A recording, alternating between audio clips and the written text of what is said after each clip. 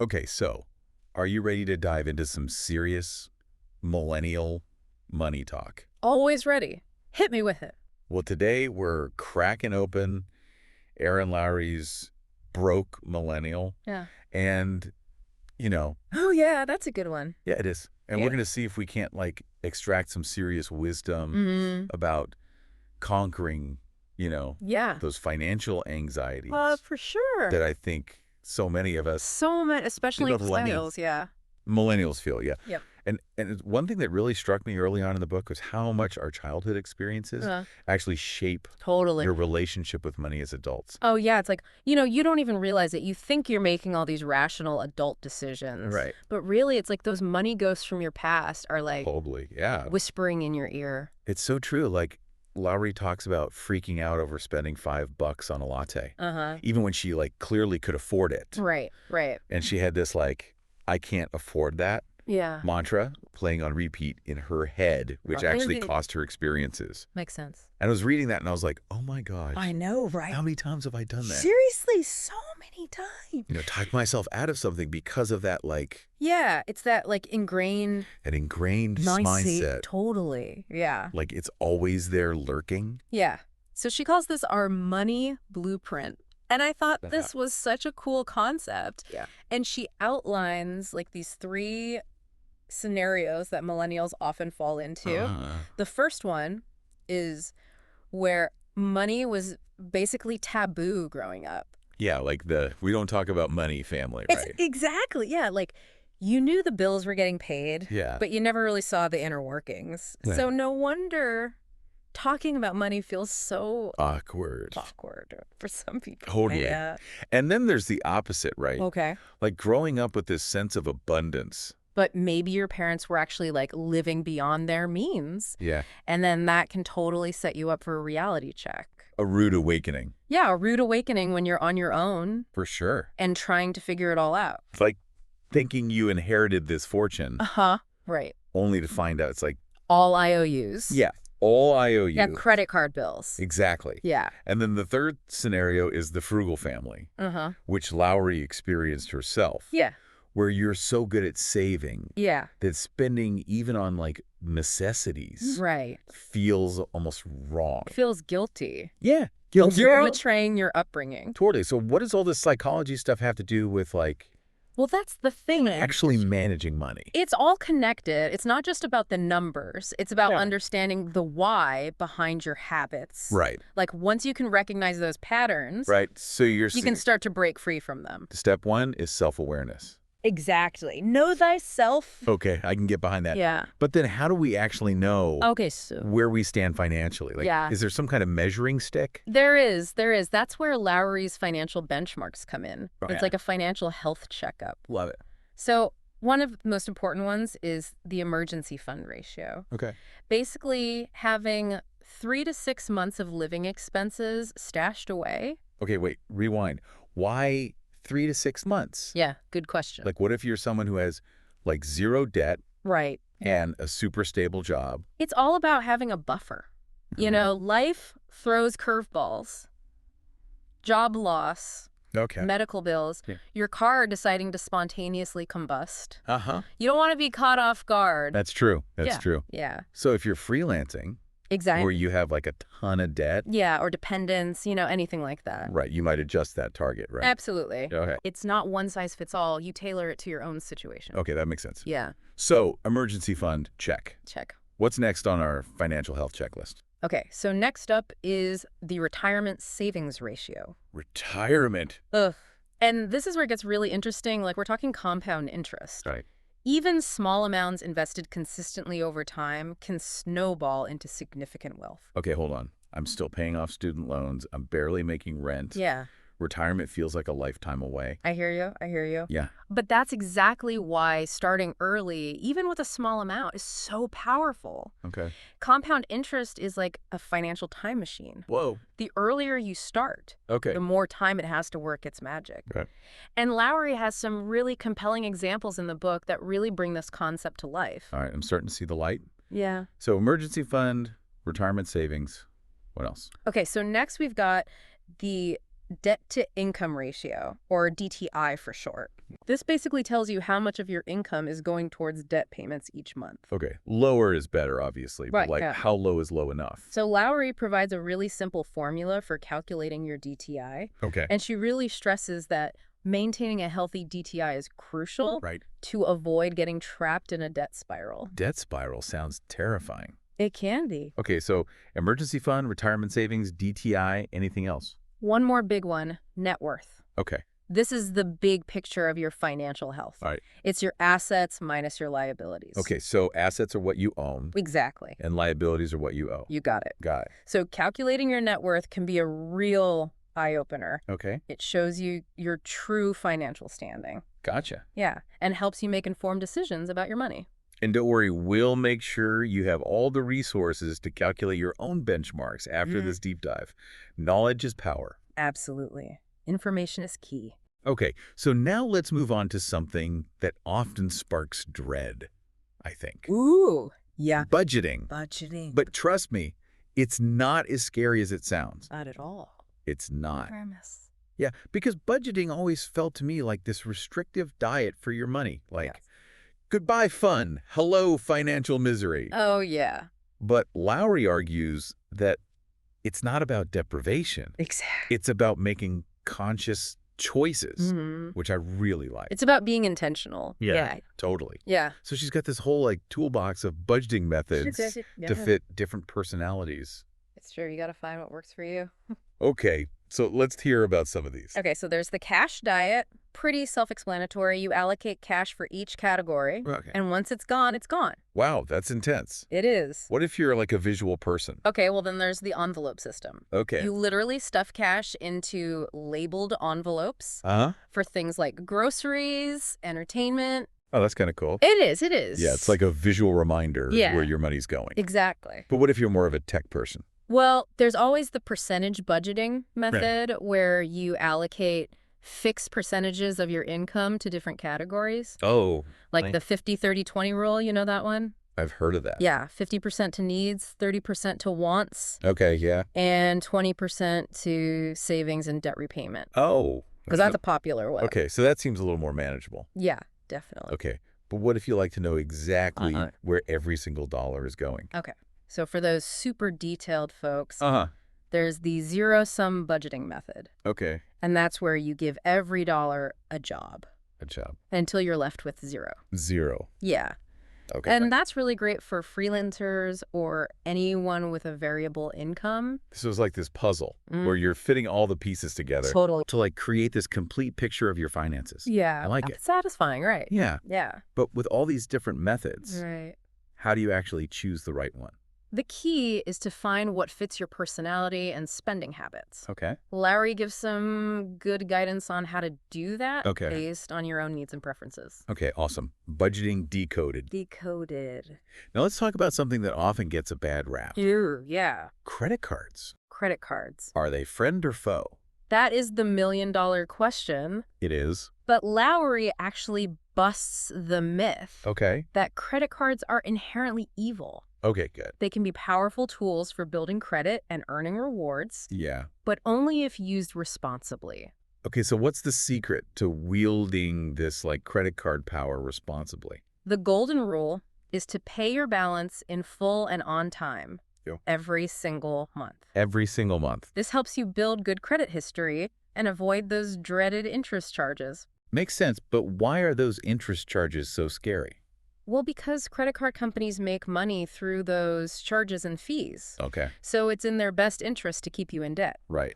Lowry really delves into some of the tactics they use to entice you to spend more. Okay. And she provides some great strategies for avoiding common traps. So it's like this financial game where you need to know the rules to come out ahead. Totally. But how do we play this credit card game strategically? Okay, so Lowry offers some really practical tips. Right. Like choosing a no-fee card, All right. keeping your utilization below 30%, Okay. and regularly monitoring your credit score. Okay, I'm starting to feel more confident about using credit cards wisely. Good. But how do credit scores actually work? Oh, it's like this secret code Okay. that lenders use to assess your credit worthiness. Okay. A higher score generally means lower risk, Yeah. which can translate into better interest rates on loans. So it's like a financial GPA that reflects your financial responsibility. Yeah. But what factors influence the score? So Lowry breaks it down really well, Oh, right. explaining the importance of payment history, Right. credit utilization, credit mix, the length of your credit history. So it's not just about paying your bills on time. There's a whole ecosystem The whole complex. that play. Yes.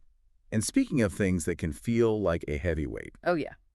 let's talk about debt. Debt, the big D. It can be a huge emotional burden, especially For millennials? for millennials, yeah. Yeah. Grappling with student loans. Oh, student loans, yeah. So Lowry acknowledges this, and she offers strategies for conquering this debt monster. Strategies, yes. So how do we slay this beast? So first we got to understand the different types of debt. Okay. So Lowry explains the difference between consumer debt, Okay. like credit cards, and what she calls good debt, Good debt. like student loans, yeah. Both require strategic management. Right. And she presents these two popular repayment methods, the debt snowball and the debt avalanche. Ooh, I've heard of these. Yeah, they're popular for a reason. Remind me, what's the difference? Okay, so the debt snowball, that focuses on paying off the smallest balances first to kind of build momentum and motivation. Okay. It's like those video games where you start with easier levels to gain confidence. I like that analogy. It works? What about the debt avalanche? Okay, so that one prioritizes paying off the dets with the highest interest rates first. Okay. So that saves you money in the long run.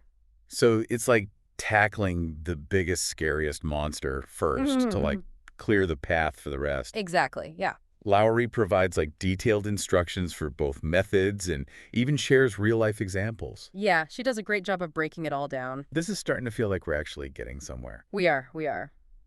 But even while tackling debt, we can't forget about saving. Oh, absolutely not. Yeah. Saving is crucial. Yeah. Lowry is a huge advocate for the pay yourself first mentality. Okay. Even small, consistent savings add up over time. It's like that saying, little drops of water make a mighty ocean. Exactly. It's all about consistency. But where do we even start with saving when we're already stretched so thin? Okay, so Lowry offers some practical tips like automating deposits, cutting unnecessary expenses, Right. using windfalls like tax refunds to boost your savings. Okay. She also provides realistic guidelines for emergency fund goals tailored to different situations. Okay, I'm feeling empowered to tackle this savings thing. Good. But there's this one big question, I think looming for many millennials, the rent versus buy dilemma. Oh, the age-old question. It is. To rent or to buy? Should we be throwing money at rent or trying to get on that property ladder? That is the million-dollar question, and we'll unpack both sides of that argument After a quick break. after a quick break. Okay, so stay tuned because things are about to get really interesting. Oh, yeah, buckle up. All right, so let's say you're tired of throwing money at rent every month. Yeah. And you're wondering if it's time to, join the homeowners club. Yeah. It's a big decision. It is. And Lowry doesn't sugarcoat it. Okay. But what's interesting is that she doesn't just, jump on the buy bandwagon. Right. She actually lays out scenarios where renting might be the smarter move. Okay. Yeah. Like if you're a digital nomad hopping from city to city, Exactly. chasing new adventures. Yeah, or if you're in a super expensive city. Right. And you're still, climbing the career ladder. Right. Renting might give you more financial wiggle room Makes sense. to save aggressively for that future down payment. Yeah. And let's not forget about the joys of calling the landlord when the toilet decides to stage a revolt. Oh, totally. Homeownership comes with a Responsibility. whole lot of responsibility Yeah. and potential expenses beyond that mortgage payment. So true. So true. Speaking of hidden costs, Yeah. Lowry throws some serious shade at those who only focus on the down payment Yeah. when figuring out how much house they can afford. It's like getting lured in by a flashy sale price, Yeah. only to find out there are a zillion hidden fees at checkout. Exactly. Not cool. Not cool. So she brings in this real estate guru, Scott Trench, Okay. who flips the script completely. Yeah. His philosophy is to minimize your housing expenses as much as possible. So instead of how much house can I get? Yeah. It's more like, How can I hack this housing thing Yes. to achieve financial freedom faster? Totally. I like that. And Trench is all about walking the walk, not just talking the talk. Okay. He bought a fixer-upper duplex, Uh-huh. lived in one unit, rented out the other, Okay. and basically supercharged his equity growth. Okay, that's a serious power move. It is. It is. It's inspiring to see that homeownership can be a path to building wealth, even for us millennials. Yeah. But before we all go rushing to buy fixer-uppers, Right. Lowry reminds us that those mortgage details can be tricky.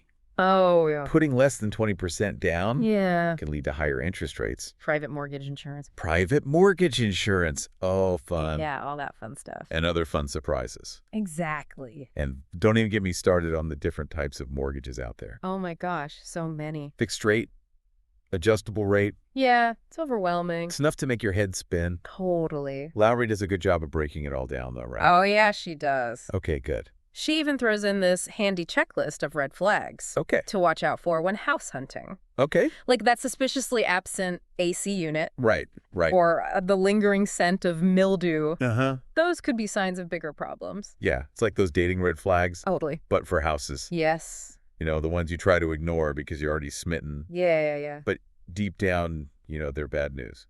So, Okay, let's shift gears from houses okay. to those awkward money moments we all encounter Oh yeah, they're the best. with friends and loved ones. The worst. Splitting the bill, navigating different income levels, Mm-hmm. the dreaded money talk. Lowry tackles it all She does. with humor and some surprisingly practical advice. I love that about her. Yeah. She makes it so relatable. So relatable. Yeah. That's So it. I love how she starts with like dining out with friends because Yeah. that's where things can get really sticky. A sticky situation. Yeah. Should you split evenly or itemize? Right. What if someone orders the lobster while you're sticking to a salad budget? Right. It's like this social minefield. It is. It is. And let's be real, no one wants to be that friend who is Right. like nickel and diming everyone. Nobody wants to be that person. So what does Lowry say? Okay, so her solution is so simple but brilliant. Okay. Set expectations up front. Yeah. Have a quick chat before you even order about how you prefer to handle the bill. Okay. No more awkwardness or resentment later. It's like those pre-first date conversations, Totally. but about money Yeah. instead of like relationship history. Exactly. And what if your friends suggest an outing that's way beyond your budget? Yeah. Instead of like caving or feeling like a social outcast, Right. Lowry encourages offering cheaper alternatives. Yeah. Suggest a potluck, A picnic. a picnic, a free concert. Yeah. There are tons of fun things to do Sure. that don't break the bank. Exactly. I love that she emphasizes that being honest about your financial limitations Yeah. doesn't have to mean sacrificing your social life. You can still have fun without going broke. And speaking of avoiding awkwardness, Yes. let's not forget about technology. Technology is our friend. Apps like Venmo or Splitwise can be lifesavers Lifesavers. for seamless bill splitting. For sure. No more like IOU debts Right. lingering for months. Yeah, that's the worst. Creating that weird financial tension in your friend group. It's so uncomfortable. So uncomfortable. Yeah. Okay, but what about the big kahuna, Oh, yeah. a money talk The money talk. with your significant Oh, other? that's a big one. That's a whole other level of awkward. For sure. So how do we navigate that? Okay, so Lowry stresses the importance of having this conversation early on, Oh. even if it feels uncomfortable. Right. Transparency is key to building a strong financial foundation as a couple. So we're talking full disclosure. Yes. Income, debt, savings goals. All of it. The whole 9 yards. The whole 9 yards. Okay. Yeah. But what if you're not ready to merge bank accounts Yeah. or create a joint budget? Okay, that's a good question. Is it still important to have those early conversations? Absolutely. Okay. Even if you prefer to keep your finances separate, discussing your overall approach to money can help you assess compatibility and avoid potential conflicts down the road. It's like those relationship check-ins. But with bank statements Mm-hmm. instead of rose petals. And Lowry gets real about the darker side of money and relationships, too. Okay. Financial abuse and infidelity.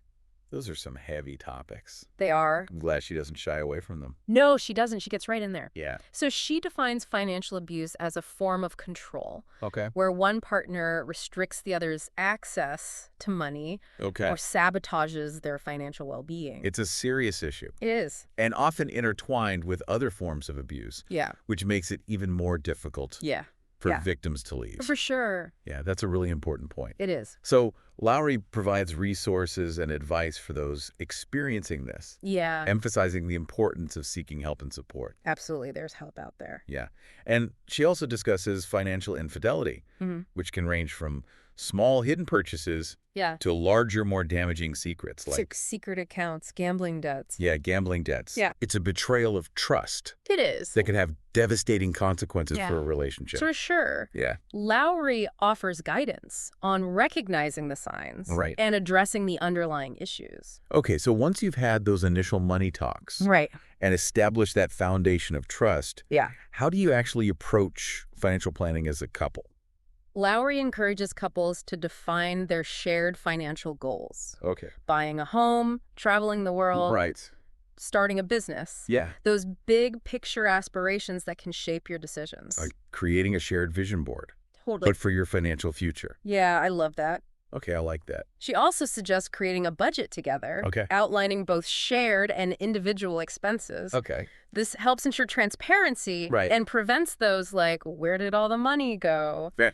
Arguments. Okay. And don't forget those regular check-ins, Important. like those relationship check-ins, Yeah. but with spreadsheets The spreadsheet. and bank Yeah, statements. Bank statements. Just at candlelight and wine. Yeah, exactly. And if things get too complicated, Okay. or you need expert guidance, Yeah. seeking professional help like a financial therapist or a Good. fee-only financial planner can be incredibly valuable. Okay, we've covered budgeting, Credit cards, debt, credit cards, relationships. Feels like we've tackled all the major money monsters. Oh, the big ones. But there's one biggie left. Investing. Investing. It feels so intimidating, like Yeah. something only rich people or Wall Street geniuses understand. Totally. So how do we even begin to, like, wrap our heads around this? Well, Lowry totally gets that. Okay. She dedicates a whole section to demystifying investing Okay. and retirement planning, Okay. making it accessible even for beginners. Okay. I like that. So she starts by addressing those common investing fears, Okay. like the idea that it's just gambling Right. or that you need a ton of money to get started. Yeah. Those are definitely the thoughts that hold a lot of people back. Yeah, for sure. Yeah. So Lowry emphasizes that investing is a long-term game, Right. not a get-rich-quick scheme. Okay. And she highlights the power of compound interest, Compound interest. There it is again. which she describes as a financial time machine. I'm starting to see a pattern here. I know, right? Compound interest is like the secret weapon It's like magic. of financial success. It really is. Okay, so we get it. Start early, Mm. even if it's with a small amount. Yes. But where do you even begin?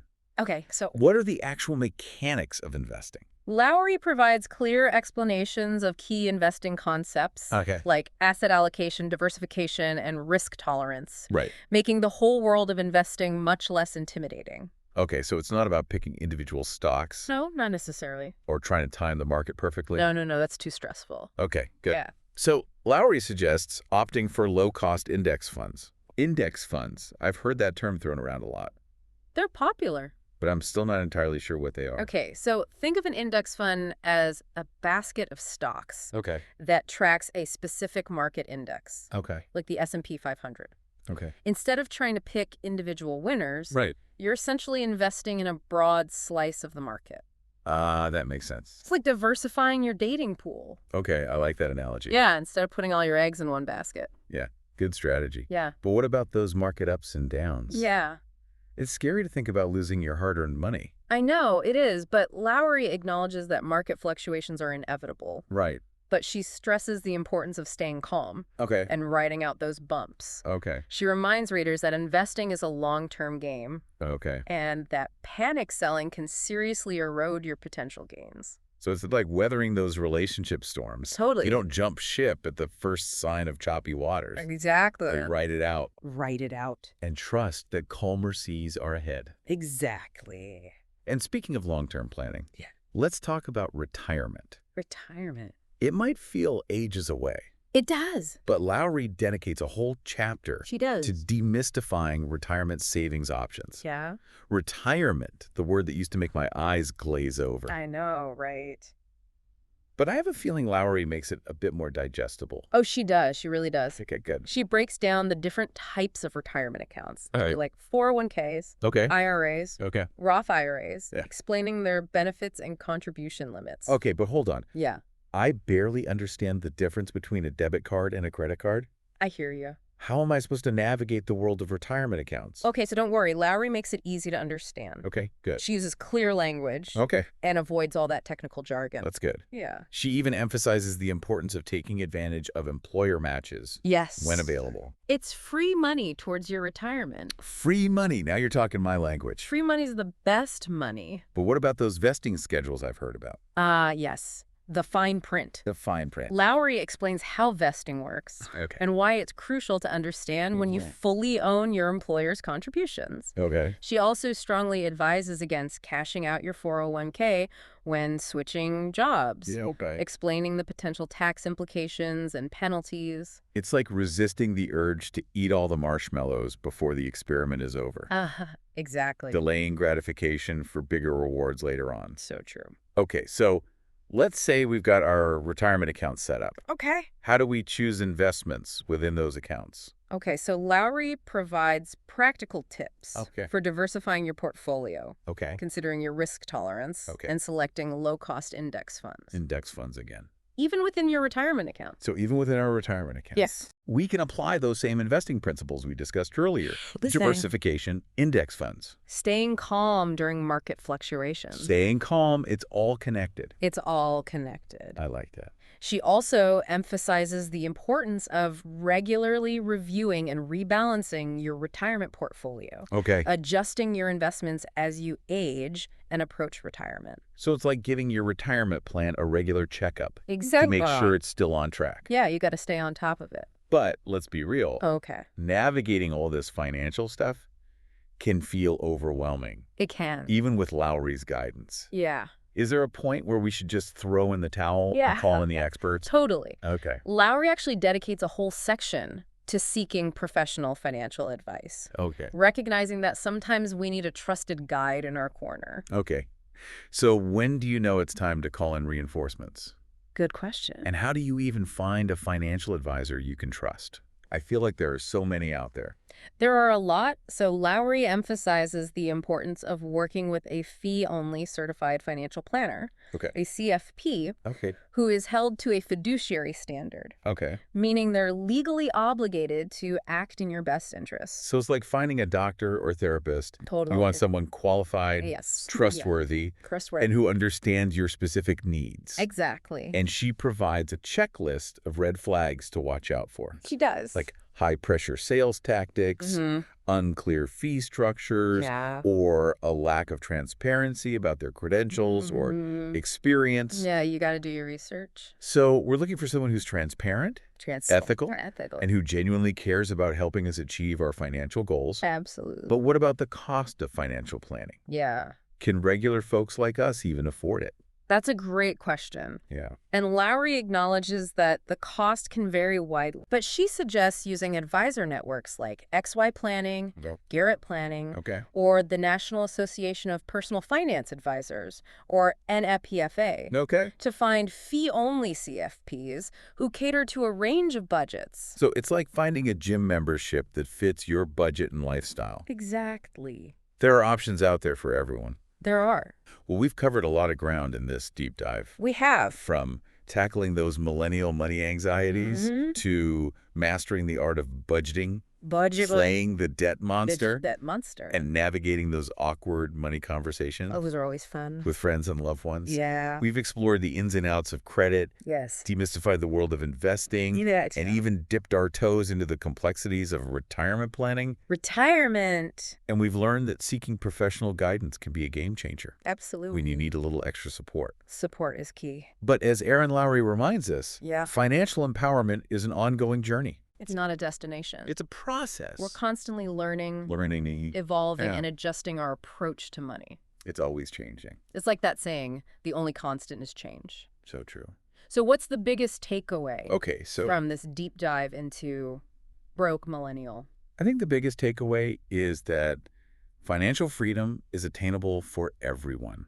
Okay. It's about taking those small steps. Right. Building good habits. Right. And making conscious choices with your money. It's not about deprivation or perfection. It's about progress. Absolutely. Finding what works for you. Exactly. And remember, you don't have to do it all alone. You don't. There are resources out there. It feels like we've climbed a financial mountain in this deep dive. We have. But now we're at the summit ready to take action. Yes, let's do it. What's one small step our listener can take today? Okay, so Inspired by broke millennial. it could be something as simple as calculating one of those financial benchmarks we discussed. Like knowing your emergency fund ratio or your net worth can be incredibly empowering. Yeah. It's like shining a light on your financial landscape so you can start making informed decisions. It's like finally getting those blurry contact lenses replaced Yes. with a crisp, clear prescription. I like that. Suddenly the world comes into focus. Yeah. Or maybe today's the day our listener tackles that budget they've been putting off. Oh, yes. The dreaded budget. Lowry's got a whole buffet of budgeting methods. She does. There's one out there for everyone. So there's bound to be one that clicks. For sure. And remember, it's not about deprivation. No. It's about aligning your spending with your values and goals. Exactly. It's about being intentional with your money. It's like creating a personalized spending plan that reflects your priorities. Yes. Not some cookie-cutter approach. I love that. What if our listener is ready to level up their savings game? Okay, so automating deposits is a game changer.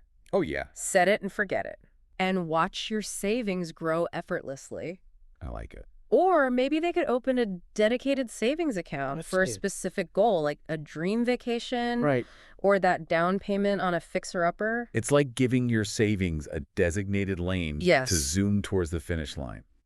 I love that visual. And for those feeling extra ambitious, maybe it's time to face that debt head on. Debt, the big D. Even small extra payments can make a big difference over time. Oh, for sure. Remember those debt slaying strategies, the snowball and the avalanche methods? Yes, pick your weapon. Choose the one that resonates. Yeah. And commit to chipping away at that debt bit by bit. Consistency is key. It's like those video games where you chip away at the boss's health bar one tack at a time. Love that analogy. Every little bit counts. It does. And what about those listeners who are ready to dip their toes into the investing pool? Okay, so start by contributing to your employer's retirement plan. Okay. Especially if they offer a match. It's essentially free money toward your future. Who doesn't love free money? The best kind of money. It's like finding a $20 bill tucked away in your old winter coat. Best feeling. But if our listener is feeling overwhelmed or just needs a little extra guidance, they can always call in the experts. Always a good idea. Finding a fee-only certified financial planner can be a game changer. It can be. They can help you create a personalized plan that aligns with your unique circumstances and goals. Exactly. It's like having a financial coach in your corner cheering you on every step of the way. I love that. A financial cheerleader. Erin Lowry leaves us with a final thought that really stuck with me. Oh, yeah. What's that? You don't need to understand everything about investing before you start. So true. The most important step is to simply begin. Action is key. It's a reminder that action, even imperfect action, is key to progress. It's all about progress, not perfection. Don't let fear or uncertainty paralyze you. No, don't let those fears hold you back. Take that first step and watch your financial confidence soar. You got this. So what resonated most with you from our Broke Millennial deep dive? I think for me, it was just a reminder that personal finance is personal. There's no one-size-fits-all approach. Totally. It's about finding what works for you. Your values, your goals, and your unique circumstances. We'd love to hear your thoughts, experiences, and aha moments. Yeah, share with Head over to our social media platform. And share your financial wins, challenges, and any burning questions you still have. We're here to support you. Remember, you're not alone on this journey. You're not. We're all in this together. We're all in this together, striving for financial well-being and a future where money is a source of empowerment. Empowerment. Not anxiety. Yes, I love it. Till next time, keep diving deep. Keep diving. Keep learning. Keep learning. Keep those financial fires burning. Burn, baby, burn.